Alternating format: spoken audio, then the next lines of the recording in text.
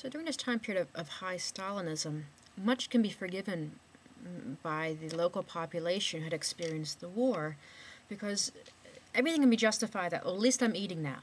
At least they're not bombing the city now.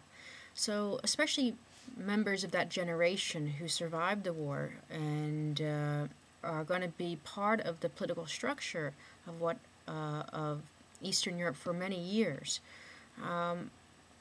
can justify this over and over again. It's their children that are going to really push for changes later on, but it's this first generation says, well, okay, well, at least we're eating. Maybe we don't like what's happening in the government or whatever, but my kids are going to school, and we have food, we have shelter, and that can justify a lot for those who've been through a terrible situation.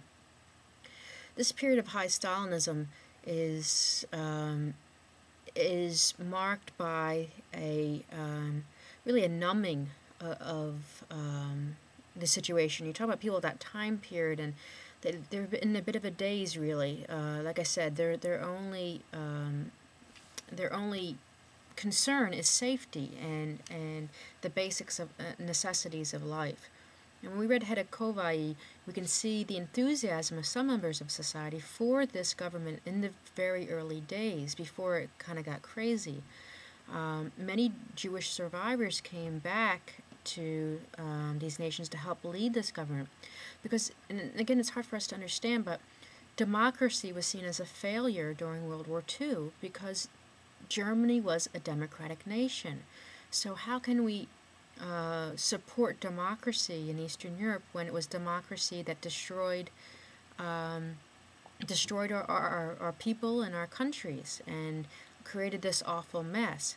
So there was a division that democracy and fascism went hand in hand, and this, of course, is going to be perpetuated by the Soviet government. So you had a choice. They only saw this as the only choice in the world, that you could either have this fascist democracy, or you could have this new system, socialism, under Stalin, that this would create the brand new world where everyone would finally be equal, where their human rights would be transformed. And there's this view in the Soviet Union that we're heading towards this, and this is what it's always constantly promised. We're not there yet. We're reaching for this future, and so a lot of people buy that, and a lot of people just are too numb to everything that's happening. So there are those who are enthused in the early days, and then there are those who are numb. Once the show trials and high Stalinism gets worse, and people are living in fear of the government, those illusions are quickly diminished by the members of the party. And then there's those who are left behind, those who survive the show trials and such, are those who are committed to power and establishing and keeping power.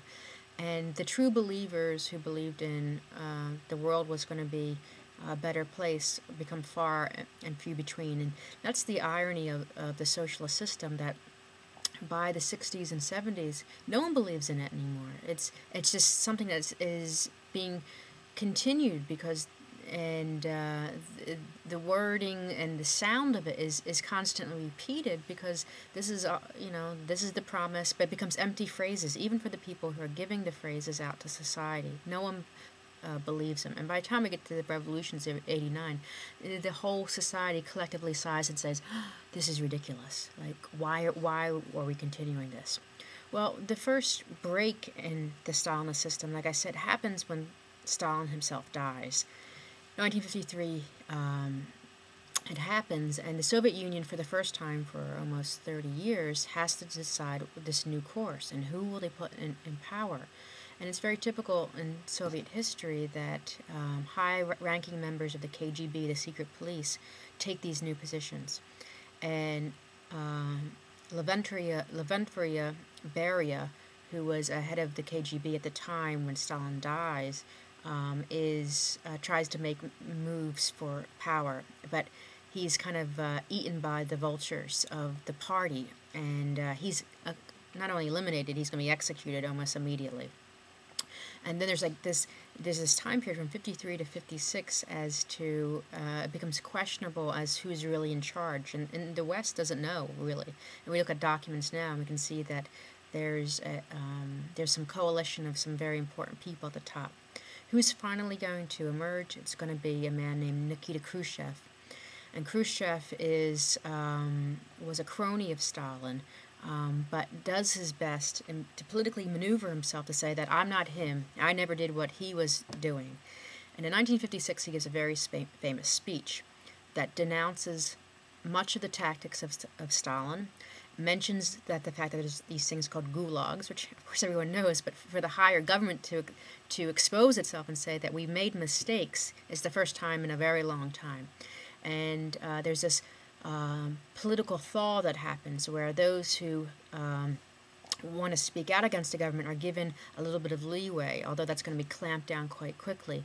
But there's going to be a time period of a few months where what happened under Stalinism can be exposed to a certain degree. And Khrushchev, although he was very much a part of what happened with Stalin, says, no, it's not me. And those he surrounds himself are going to say that we're not part of it either. And because they're in power, then everyone else has to believe that fact. Khrushchev, however, was a terrible leader in Soviet history, and because he changes his mind constantly, and he was always going from one project to the next.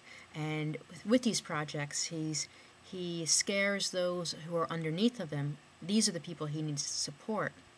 And he's constantly reshuffling people's positions and reshuffling their power and removing people out of power. So the base, this communist power base that wants a steady, continuous, maybe feeling that nothing's going to happen to them, it feels unsteady. And his policies are going to change wildly during this time period as well. So the West doesn't know how to handle Khrushchev, and his own party doesn't know how to handle Khrushchev, and eventually he's going to be ousted. But in '56, it says he's seen as a new hope to Eastern Europe and to Russia, to the West, because maybe Khrushchev will change how things are progressing. And '56 becomes a critical year in all of this. In '56, he gives a speech in February of 1956. Later that spring in Poland, there's going to be worker uprisings, saying that the workers are not being supported the way as promised under communism. And that's going to be internally suppressed by the Polish communists. But what's happening is the Central Europeans or the Eastern Europeans are testing the waters against this new Soviet leadership. How far can they go? Can they make this form of government their own? Can they have their own path to socialism? That becomes kind of the key phrase at the time. Who's going to have their own path, and how will they go about it? In October of 1956, this erupts in Hungary, and this is the first large major revolution against the communist authorities. It's led by a former leader in Hungary. His name is Imre Nagy. Look, sometimes they'll say Nagy, N-A-G-Y, but that's not how you pronounce it. It's Nagy, means big in Hungarian. And Nagy is going to be a reluctant leader as well. He had fought for changes under the Soviet system, but he was still a committed communist. And the revolutionaries themselves are committed communists in the early days. They're against the abuses of the secret police, they're against the abuses of high Stalinism, but the list of demands is basically a communist agenda. They want to continue these policies, but under a way that they believe to be more democratic. Without the secret police, more of a socialist-style government that maybe you'd see in Scandinavia or something.